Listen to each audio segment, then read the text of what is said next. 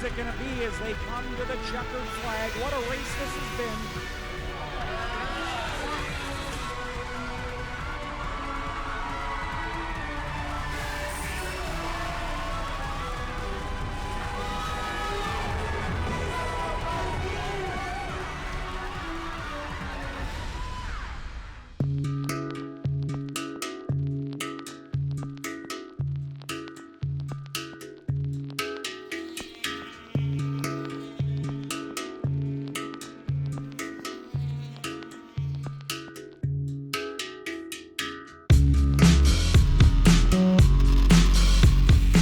On your average winter day in March, most 14-year-olds aren't interested in being outside, let alone outside racing a snowmobile furiously around an oval ice track.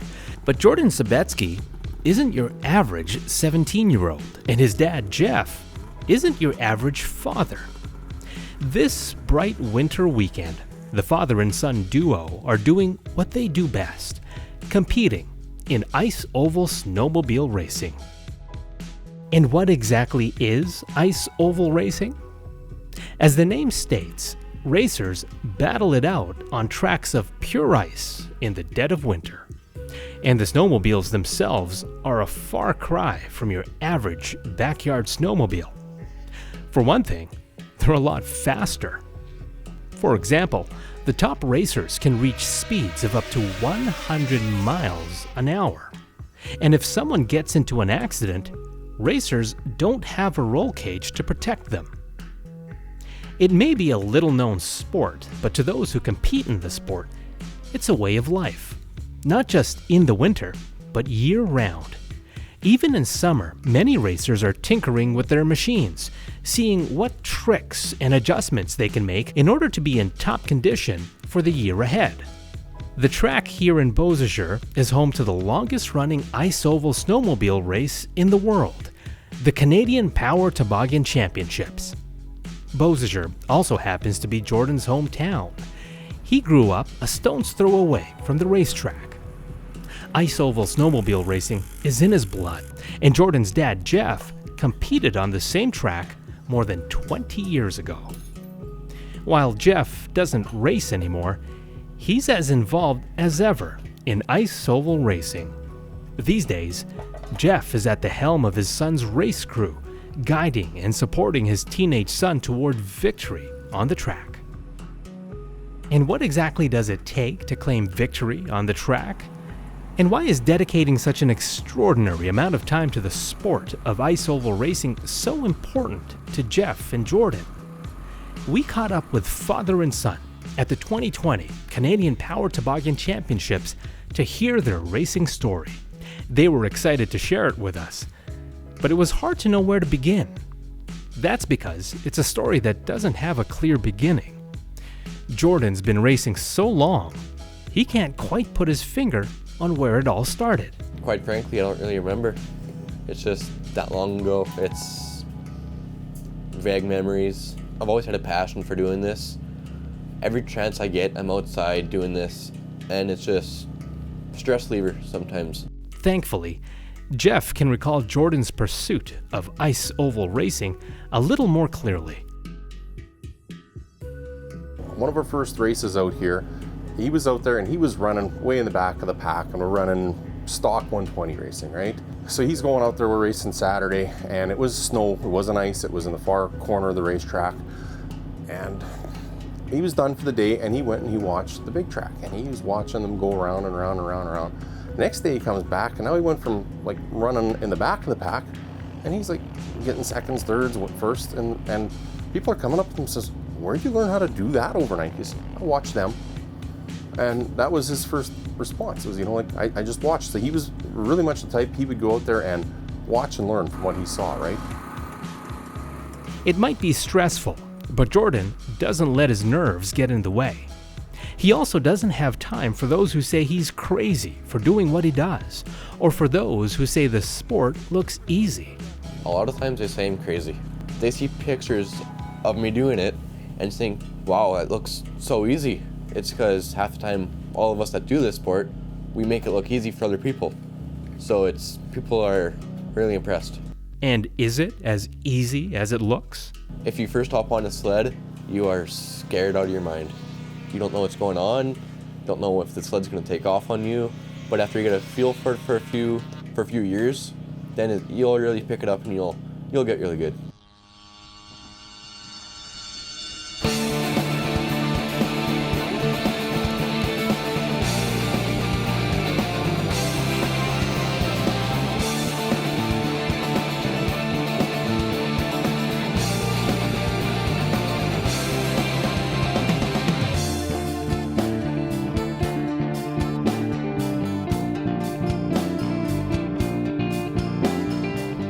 The day we spent with Jordan was considered a warm one, at least by Canadian standards. That made it great for the crowds who came out to cheer the racers on, but not so much for the racers themselves. And Jordan explains why.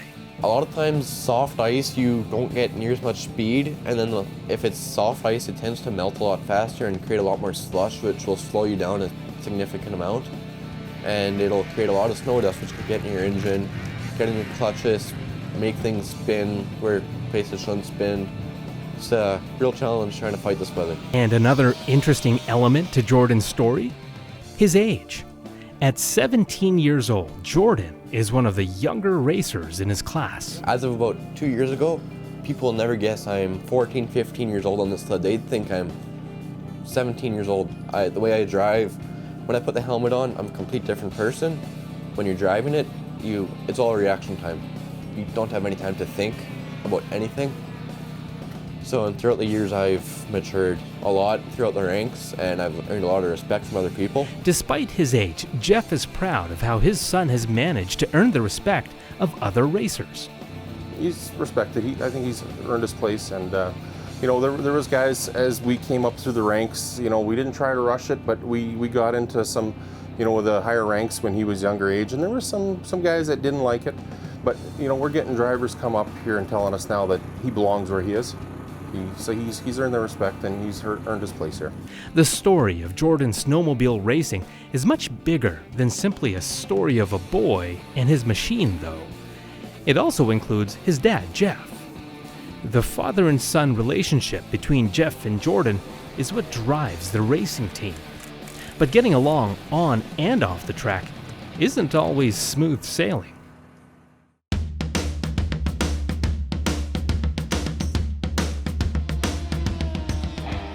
Jordan Sobetski is an up-and-coming snowmobile racer from Beausejour, Manitoba. He grew up a stone's throw away from the world's longest-running snowmobile race in the world, the Canadian Power Toboggan Championships.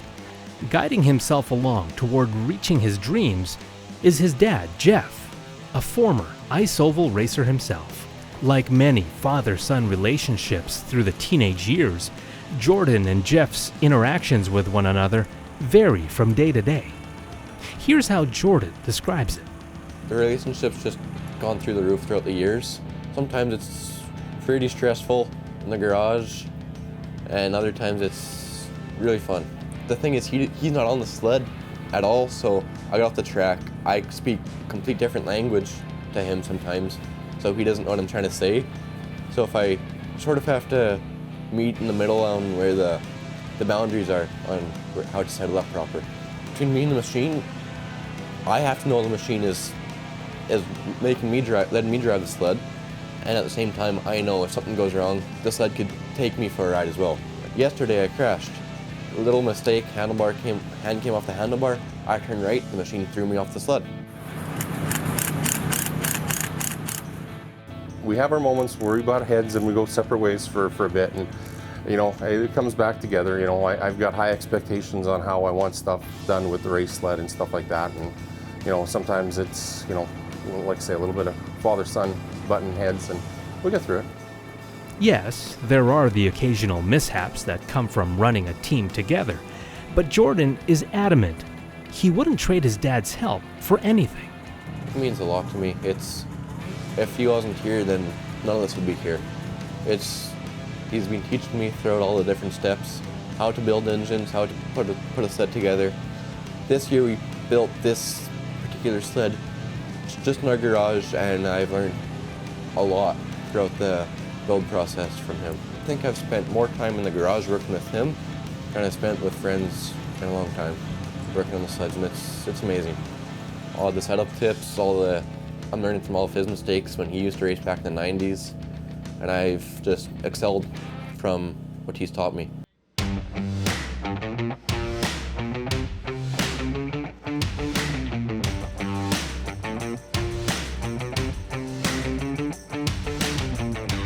Actually, the family history of racing goes back to even before Jeff's time. My father did ice drags and grass drags. I did grass drags and ice oval racing here and snow oval racing. And now he does the snow oval, so it's kind of like 3 generations of racing in the town here. Well, it's really cool. Hope it goes on. It keeps going on. There's a special bond between Jeff and Jordan. No one knows Jordan as a racer better than his dad does. He's proud of Jordan's conduct amongst his fellow competitors. Right from a kid, he's been a very respectful racer with his competitors. He's been always out there. Like, it was so awesome seeing them pull up to the lines, run on their 120s, and everybody giving fist pumps and stuff like that, right? Like he said lots, what if somebody has problems, he's always out there willing to help them. Never wants to see anybody get hurt, right? And you know what? He's gone through the ranks, and I think he's becoming one of the respected drivers out there.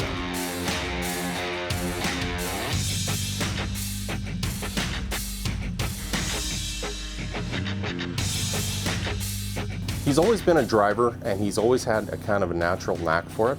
And some of the stuff he does, nobody taught him. He just picked up on it, right? I remember when he was 5 years old, he got a little Outlaw 90 ATV, right? And he's going out there, and my wife is watching, and he hits this ice patch, and the thing pitches out and spins sideways.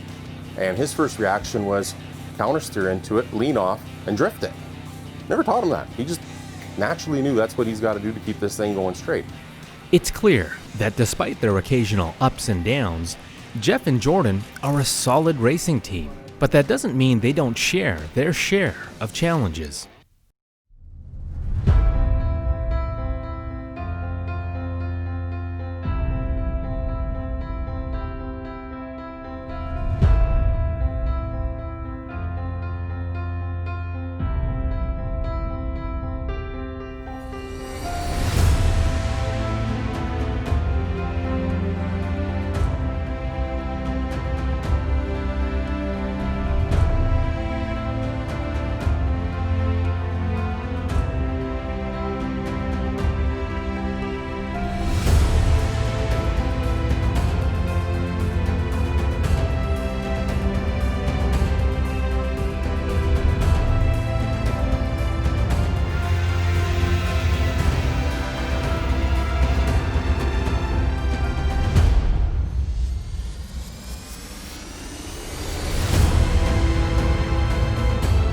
For 14-year-old Jordan Sobetski, ice oval racing is his life. It's a pursuit that he's supported in by his father Jeff. Together, they're taking the racing world by storm. On the track, Jordan might be racing alone. But ice oval snowmobile racing, as we've seen, is far from an individual sport. A strong team is what'll get you through the inevitable hardships. It's very crucial, because to have a good team, you'll have a lot of success.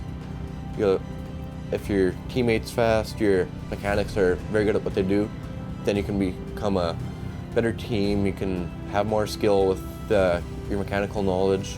You can just be really successful in the sport. Having that respect from other racers at the track is something of which Jordan takes pride in.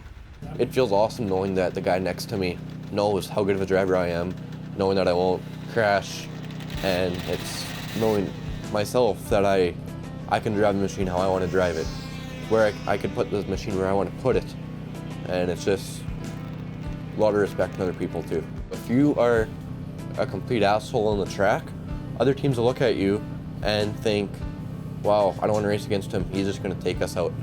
You have to be a mature driver on and off the track to get that respect from the other teams, and maybe even one day down the road, a professional team might pick you up and think, you're a good kid, I want you on my team. I want you to race for me.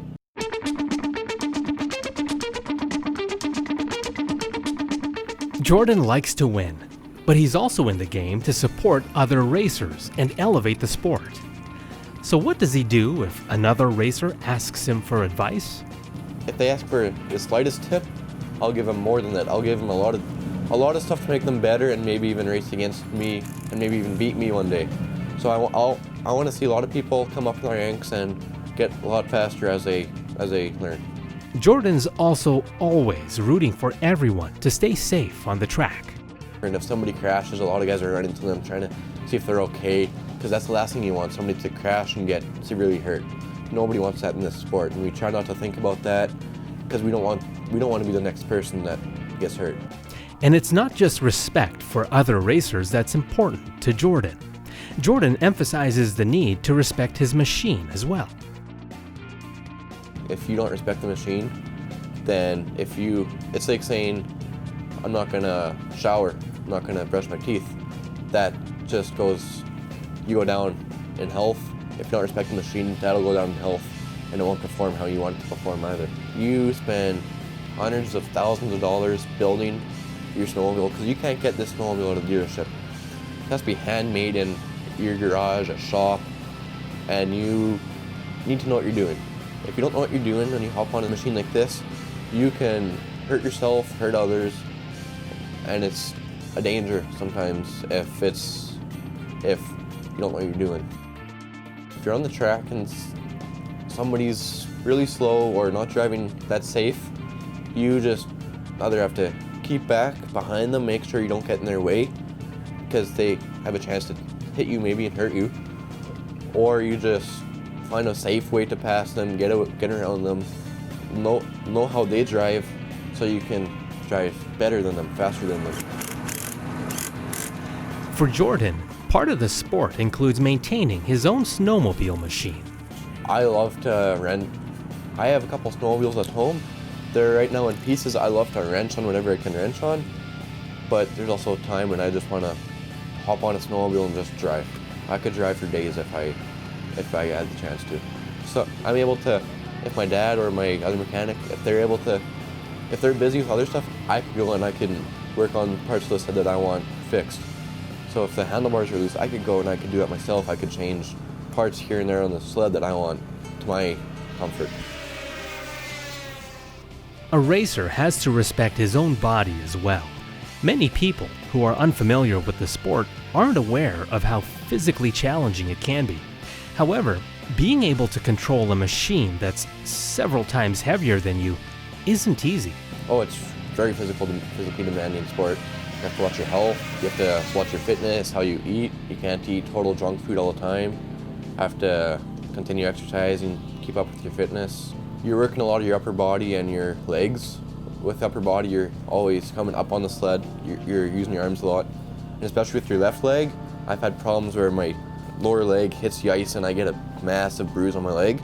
So I've learned, okay, I gotta get stronger to pick that leg up just a little bit to be able to hold on and not hurt my leg as bad. Although Jordan seems motivated on his own, Jeff isn't afraid to push his son to be in the best shape he can be. He can definitely improve with his physical workouts and stuff like that, and he is doing that, and as he does a little more, he notices it's easier to go around the track and stuff like that. So if he wants to keep going on and staying with us and being super competitive, yeah, he's got to get a workout schedule going on that he stays with.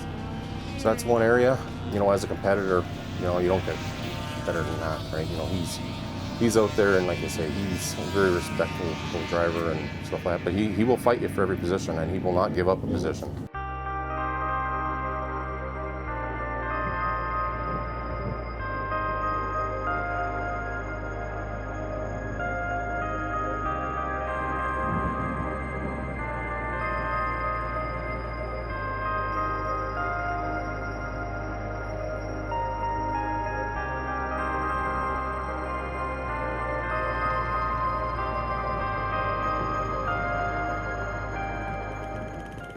And what's the team's approach to racing?